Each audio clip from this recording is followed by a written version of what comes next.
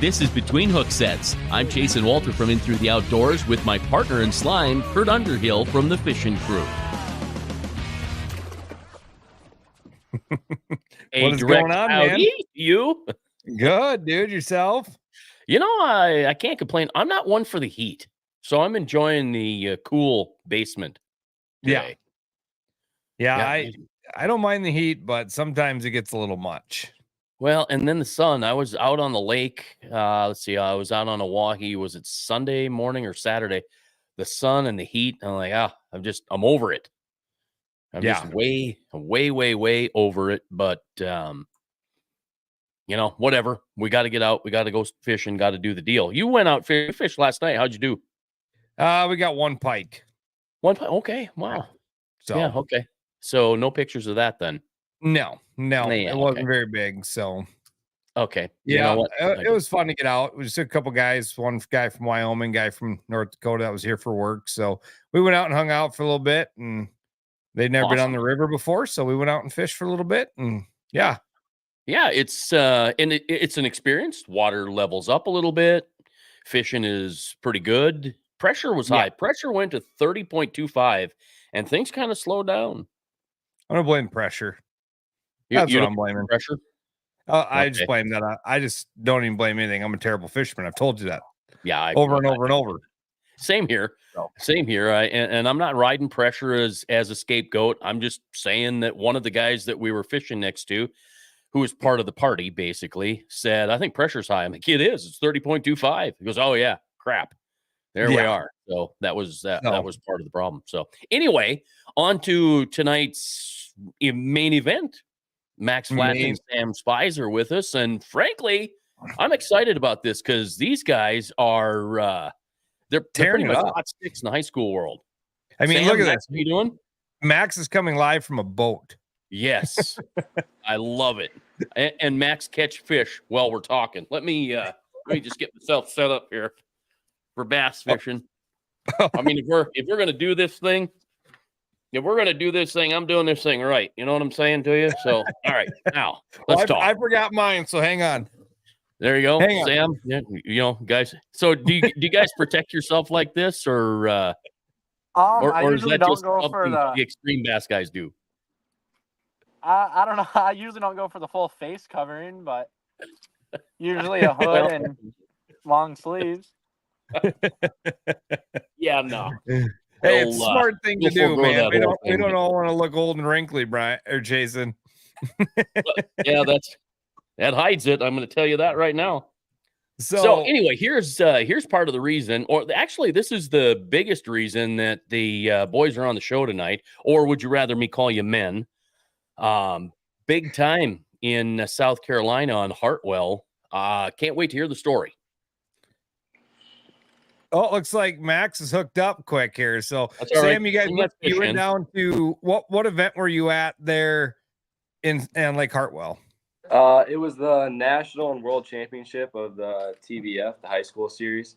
There was about 400 boats, and it was a 4-day event. And yeah, 457. Well, here, this will give everybody. Oh, there you go. Hold it up for the camera.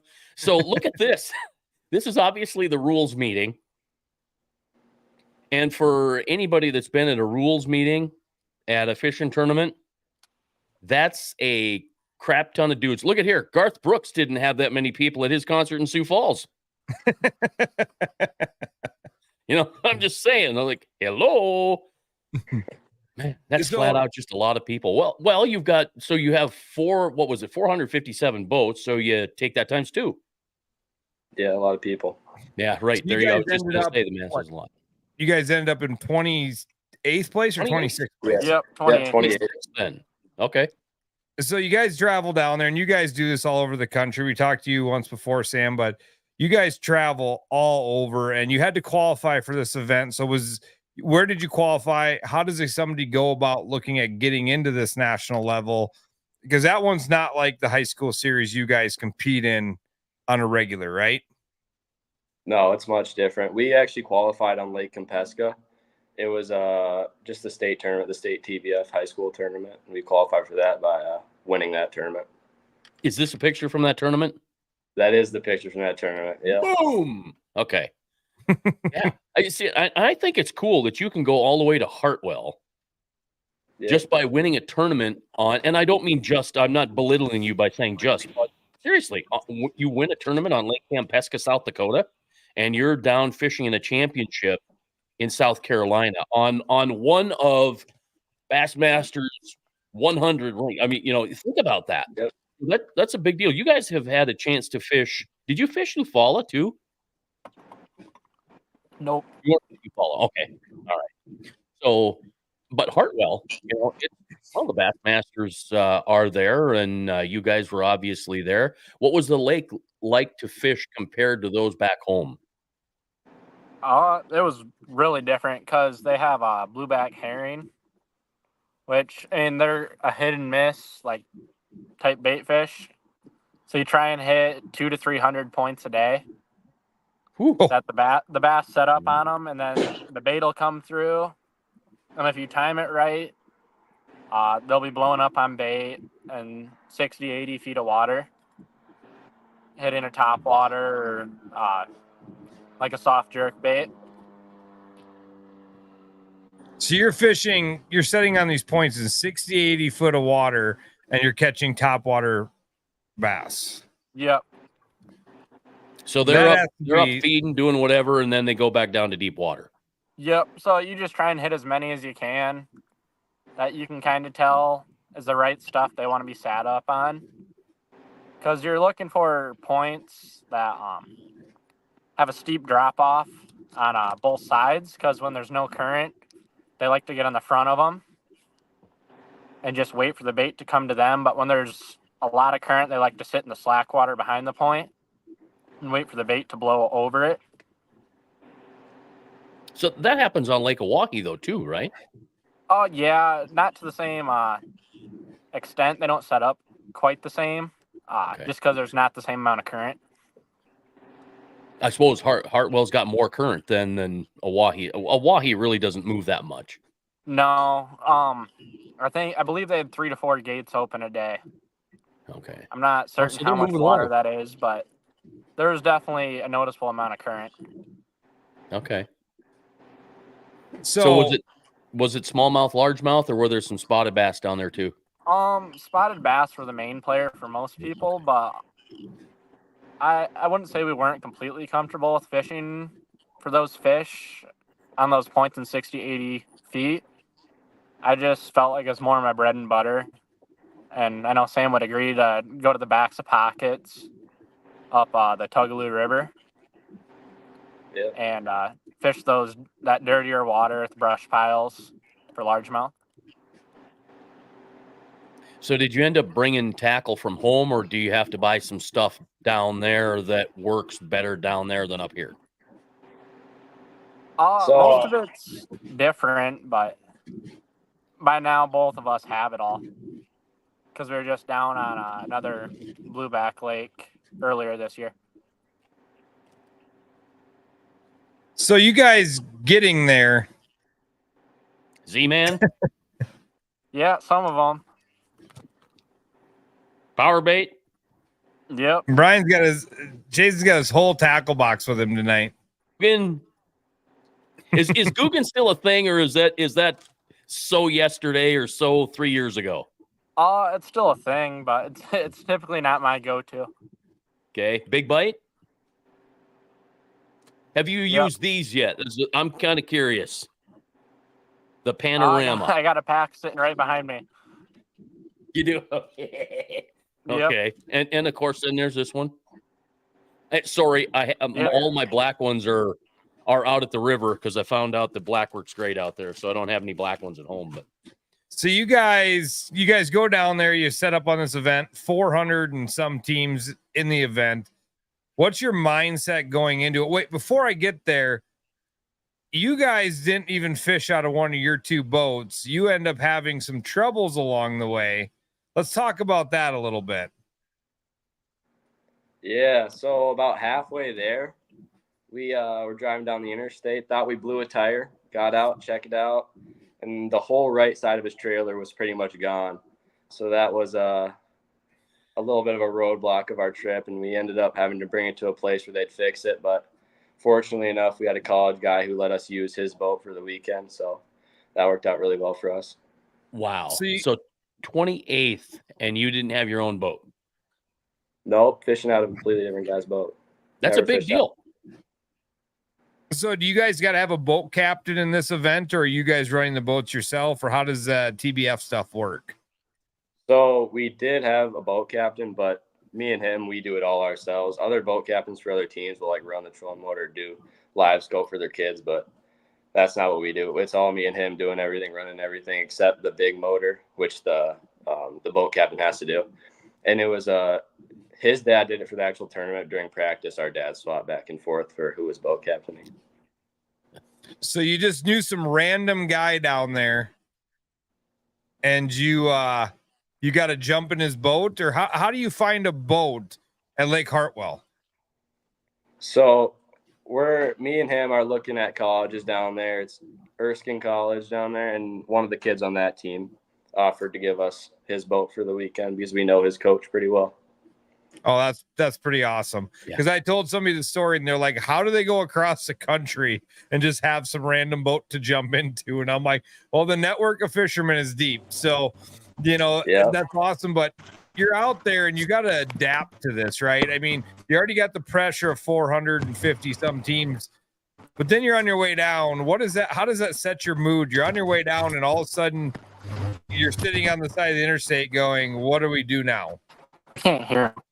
Yeah, it was definitely a little scary when that happens, not knowing what was going to happen, if we were even going to be able to fish. But obviously, when we got it all figured out, it was a pretty cool deal. I thought we got to fish out of a college guy's boat that had a big college wrap on the side of it for our high school tournament. Oh, yeah. But, Cool. yeah. So would you blow bearings, or what happened then? So pretty much everything on the right side of that trailer was gone. Max could probably tell you more on that, but pretty much everything was completely blown out. There was really just nothing there left. Wow. That's just, I mean, that has just got to be one of those things, like you're already got the nerves of the tournament, you're already focused on stuff, and to throw that wrench in your mix and to come out still in 26th place, that is, or 28th place, that is a feat in itself. I mean, yeah, I know adults that would just say, "I'm not coming." Yeah, You right. know, I mean, and to get down there and do that. So you get in that room for the rules meeting, and you look around, and where's your head at in this? What are you thinking? Like, you guys are from South Dakota, man. You're competing against kids from all over the country. Max is back. Where's your head at going into that? I say we always go into it pretty confident. I feel like we know.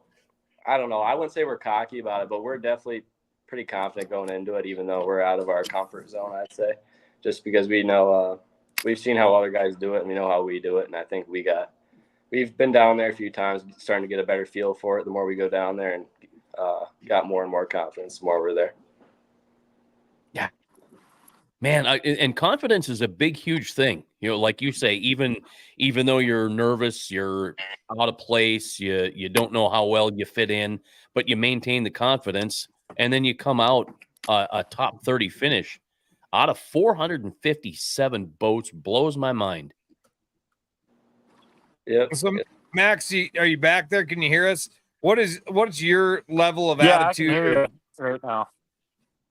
What are you feeling when you walk into that room, or even the morning takeoff? I mean, the morning takeoff, I always love it because guys are buddies at the rules meeting, and then you can just feel the tension in the air at takeoff. And I mean, where are you thinking when you're going against 458 boats? You spent a day on the side of the interstate trying to figure out what we do now. I mean, I bet your truck was just a dumpster fire with tackle and rods after you had to figure out what we do next. Yeah, it was definitely a mess having 40 to 50 rods and probably 30 tackle boxes and bags of plastics. But I mean, it was definitely discouraging not having your own boat. But I had enough stuff marked. I've been looking at the map for 3 to 4 months in advance, so I knew what to look for, and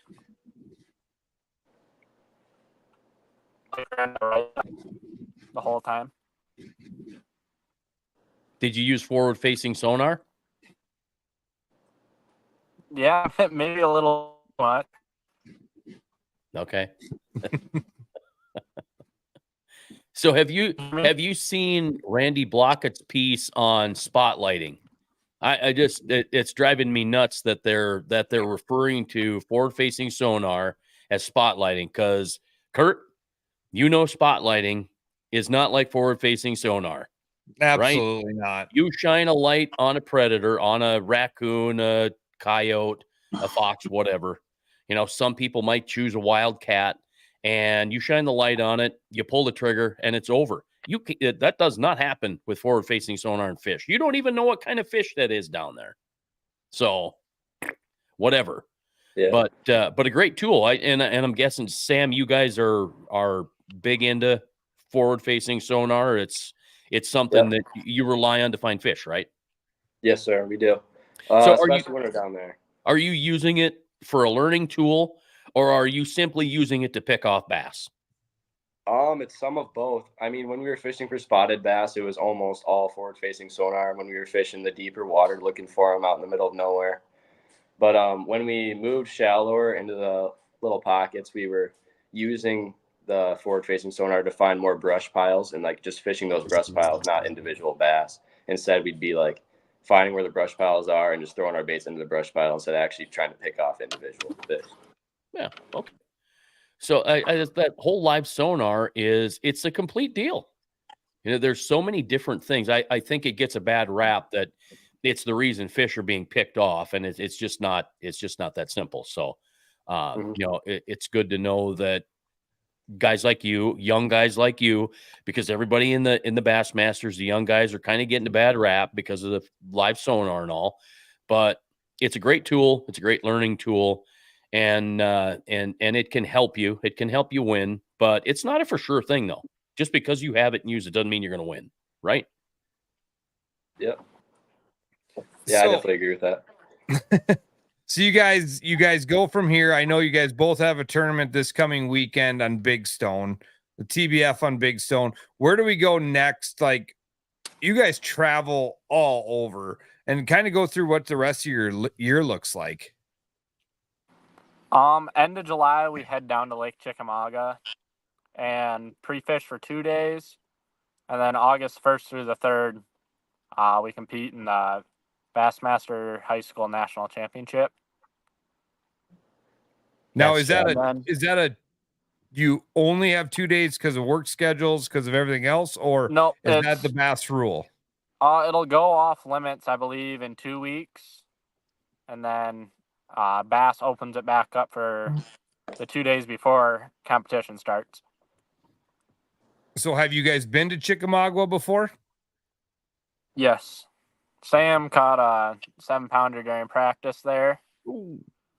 And then we didn't have the greatest finish after a cold front hit, but we definitely know where to start because those fish stay in the same general area. They go out to the ledges and then push back into the creeks, so they stay in the same area. Mile radius 365 days a year. Wow. So you're looking for a little redemption on Chickamauga is what you're saying. Yeah.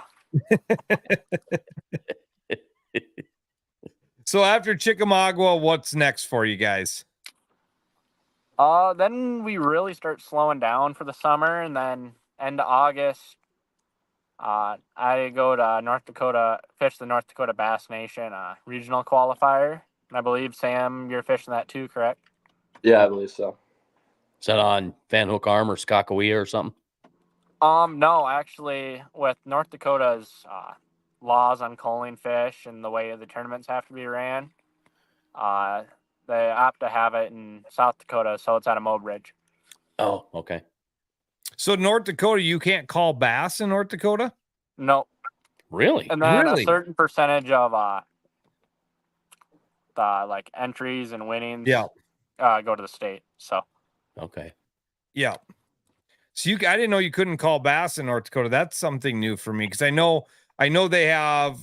You can call up into or you can catch and release up to a certain water temperature is what they've changed their law to. So once it gets to a certain date, or not necessarily date, but the water temperature hits a certain water temperature, then you can't call or release fish anymore. And so that I didn't know that went for bass up there. So I learned something tonight. But so you go to North Dakota, and then have you guys done the combine yet, or is that coming up, or what? And so Max did it last year, and this year I'm still trying to get in. I just found out. Unfortunately, I thought I was in it, but I just found out that I'm not, and I'm actually on the waiting list. Nope. But I'm hoping to get into it this year to hopefully figure out where I'm going to college and all that stuff. And the key is to head south to college. Yeah, that's the goal. Yep. So Max, do you have a college picked out? Are you ready to go? Or you got scholarships, or are we still trying to get some? I have around 10 offers right now, like schools I could go to, but between two right now, between Bethel University and Erskine. Yeah, gotcha. So I saw the winner of the tournament you guys just got back from won like 126,000. Was that it said 2 scholarships, so that was all scholarship cash, or was there actually money there?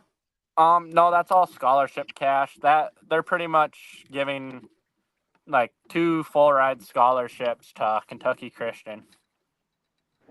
Because it comes from it's an individual school scholarship. Okay. Now, do they do that through the Bass Nation one, or how does the Bass Nation one work? Bassmaster's the same way. But as all the scholarships are pretty good, as long as the coaches are like recruiting you.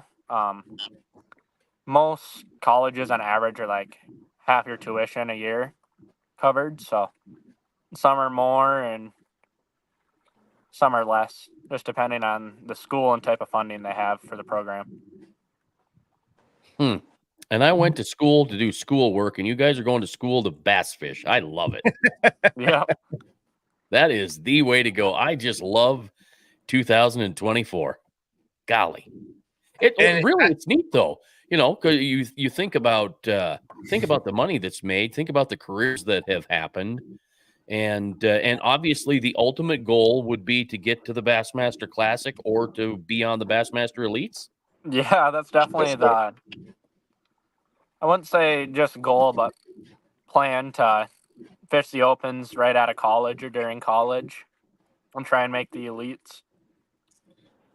So, I mean, you look at it, Easton Fothergill just won the Open this last weekend, you know, and he fished the Classic, and he's a collegiate angler fishing down south from Minnesota. We need a South Dakota boy in the Classic. We've had a few South Dakota boys in the Classic. We've had some on the Elite Series. Jamie Freilich made it, but we need to make a splash, boys. And I don't want to put much pressure, but I feel like you two are probably our best chance at that at this moment. Sorry, other guys, but we're a little biased. And I think we got a little bit of a splash here coming. So, I mean, you guys have that chance, and obviously you work hard. You put a lot of dedication in. I mean, we call Max to a podcast. He's like, well, I got to go fish league. So the funny part is I said, you sure the tournament director be okay with that? And he goes, well, I run the league, so I think it'll be okay. Yeah, you're not getting advice from us anyway, so. Yeah. Pretty safe. So Sam, are you looking at any schools yet, or are you still just kind of a free agent? I'd say I've definitely learned more about it talking to some of the schools down south when we're at these tournaments, but I haven't gotten I haven't made any decisions yet, or really gotten real deep in any of it yet. So on your high school bass deal that you guys are fishing in that circuit, is there like team of the year points or angler of the year, and where are you guys sitting in that, if there is? I don't believe there is, but you can ask Max. I'm pretty sure there isn't for the high school. Are you speaking for Bassmaster High School? Yeah. Yep. No, there's no team of the year. They're just kind of like, it'd be like going and fishing one single Bassmaster Open. Like, points don't mean anything. You're just trying, like, the Opens you're trying to win to make the Classic. We're just trying to make the top 10%. So when you go, I mean, because you guys have done pretty dang well in these and are I mean, you haven't cracked that top spot yet, but you guys are always seem to be up there pretty dang high. So I feel like if there was a team of the year, you guys would be pretty competitive in that. Yeah, I've never been someone that really feels like I go out and zero or hero every tournament. Even from when I just started fishing, I've always felt like all my finishes are consistent. Yeah. So, And there are trophies. Let's I know I'm showing these again, but for those that may have joined us a little bit late, you guys are certainly winning, and you're fishing championships. yep. You definitely have to have a different mindset for those type of tournaments where, like, it doesn't mean anything if you get second or last. There's no difference, really. If you're going out to win, you definitely approach it differently. You're catching your 4-pound limit isn't the first thing on your mind when you go out in the morning. It's, I need to go catch 5 big ones.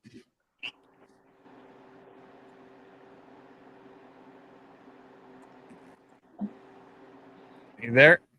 Yeah, Yep. I thought I thought there was a little stall in the Yeah. in the video there, or at least from the feed from Max. But it's so cool just being a fan watching, and we have to watch from Facebook for the most part and Instagram. If people want to follow what you're doing and see pictures of what you're doing and where you're at. You guys are both on Facebook and you're both on Instagram, and it looks like for the most part they're both updated. Yep. Are you snapping? A little bit, but not a whole lot. Of course they are. Not as much fishing content, like with the finishes and stuff. Just quick picture on the story of a good fish here and there. Okay. Well, I've got a quick picture here too. Happy birthday, Max. Tomorrow. How old are you going to be tomorrow? 18 tomorrow? Yep, I'm going to be an adult tomorrow. Yeah, check that out. Look at that. 18 and you can't drink beer yet. Nope. That's all right. So that stuff can wait. You guys don't just do this alone. Obviously, you have two very supportive families. And, Max, who helps you get down the road to do all these events and travel? Because, I mean, this is not a cheap undertaking, and you can't do it with just yourself or just your family. So who helps you get down the road? My dad does a majority of the driving, like literally gets us down the road. And then he's definitely the biggest, between him and my mom, the biggest support that I have in all this, financially and literally. And you both have local sponsors, right? Yep. You all right if I thank them quick? Yeah, please go do. for it. Yep. bet. Coleman Air Conditioners is a big help, heating and air. Active Heating, the Wheel-In, Gas and Goodies, Trav's Outfitters, McKinney Olson Insurance, and Frymark and Associates, and Elite Drain and Sewage, and Awesome. Edward Jones. So I definitely got a good team behind me helping fund these trips and help me pursue my passion of fishing. And it takes sponsorship. There's no doubt Yeah. about it. Yeah. Sam, It's you've got definitely been sponsors too.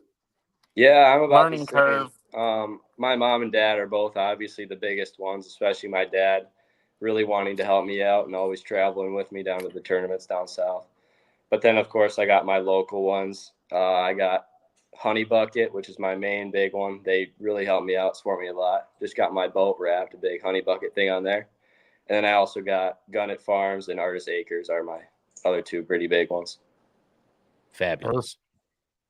And that's awesome. And the other cool part about this, guys, is what a lot of people don't realize is you're not just fishing, but you're also having to learn marketing and sponsorship and negotiations with sponsors and all the different things that come with it. And people might think you just go out and catch fish, but there's so much more behind the scenes if you want to do this competitively on a big scale. You can't just write a page. You can write a check to get in, but you're gonna go broke. So you have to have the sponsors to get you down the road and learn that marketing, how to build relationships, how to continue relationships. And it's awesome. Like, that is so awesome that you two are both doing that, and you have the sponsors, and you can't miss either one of your boats. I mean, they're both wrapped. You guys, it looks great out there. I got a sneak peek of Sam's boat. I was up there. I actually helped put the stickers on the fenders. So yeah, he did. But yeah, I mean, that's something you probably didn't think of that when you started bass fishing.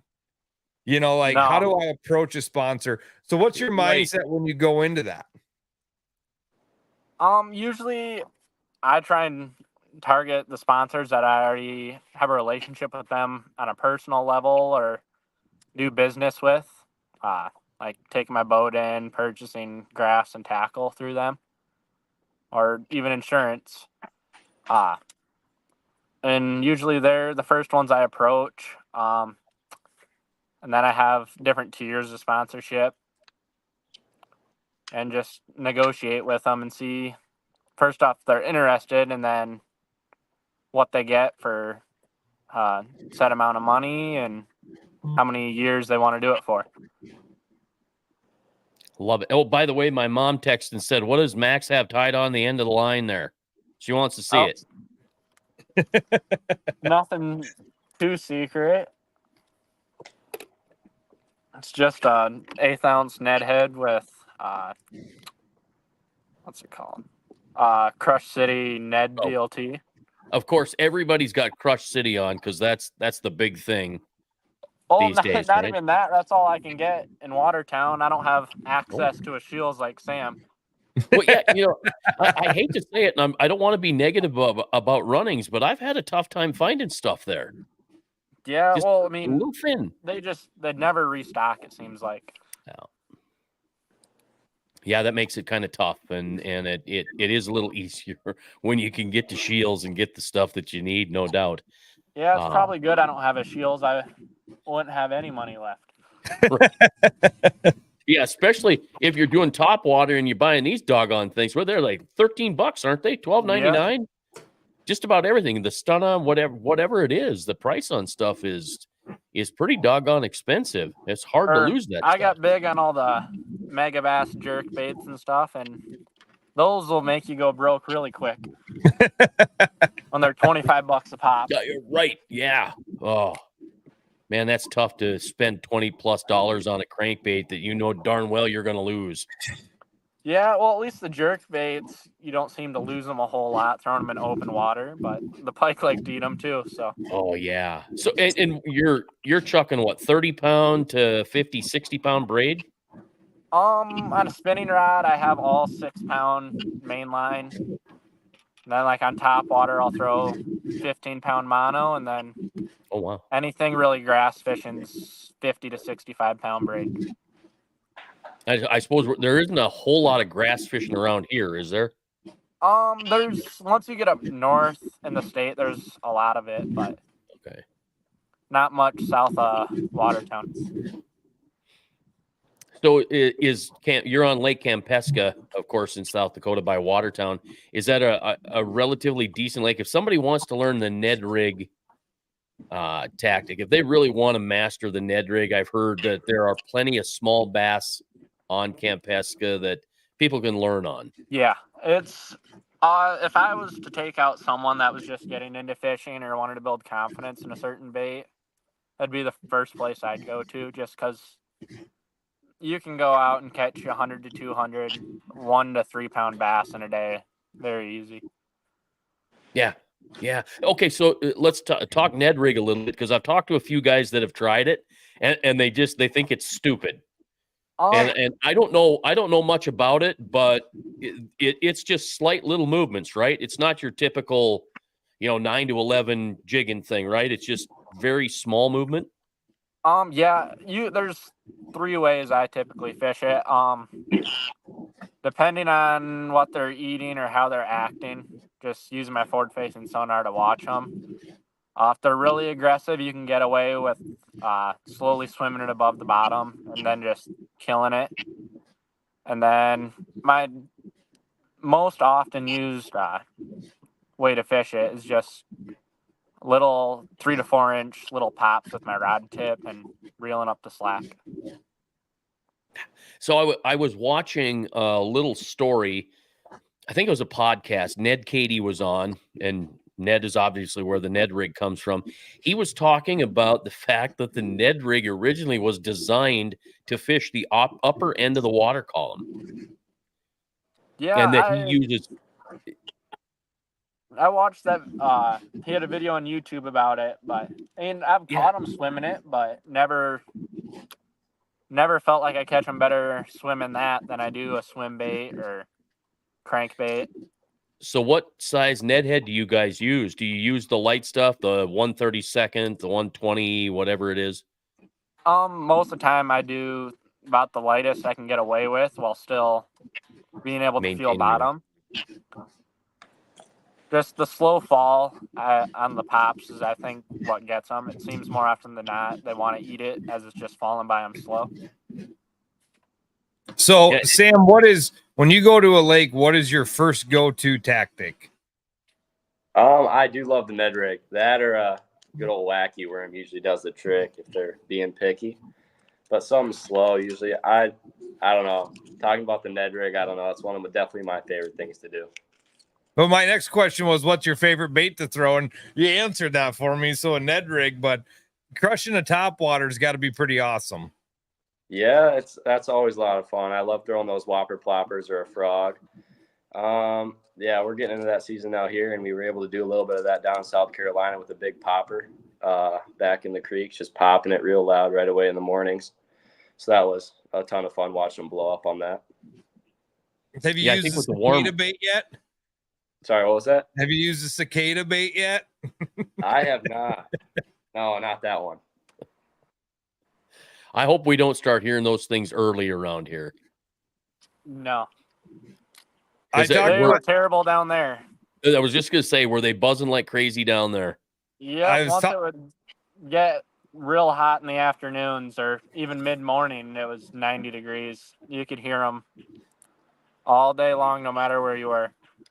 I was talking to my buddy in Nashville here a couple weeks ago, and I go, what is going on in the background? He's like, it's the cicada hatch, and I guess it's something like 100-year hatch because there's 2 different kinds of cicadas going off right now.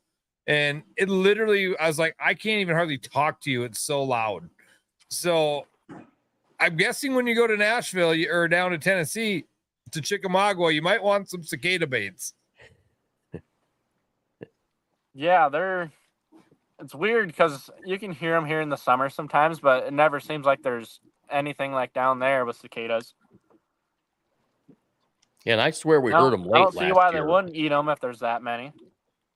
Yeah, they're ugly. I'm not eating a cicada. I can tell you that right now. So, Sam, next up for you is the South Dakota Governor's Cup, the big one. You're going to fish with Dad. Yeah. You know, it's not a bass tournament, it's a walleye tournament. So remember that. Remember that when you're out there practicing, I heard you're bringing both boats. So you're after the toothy ones. I have to give you that tip ahead of time because I know what's going to happen is your dad's going to go out, try to figure something out, and you're going to get back that night and you're going to go, well, I caught 40 bass today. Yeah, it might be a little hard, but hopefully I can stick to those for the weekend. Ned so you did on that. You head straight to Chickamauga. Like when you pull in down there, you guys have been there. What, like, are you going to be wacky worming, Ned rigging, or what are you going to do when you get to Chickamauga?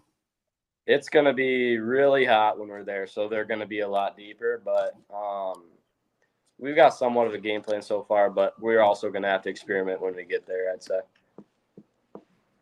Are you used to fishing when it's really hot? Have you done enough of that?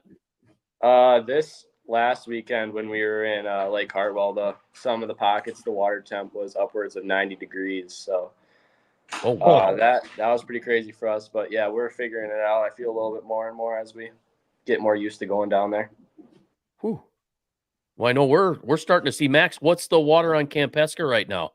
I see it's getting into the 70s here and 75. 75. Okay.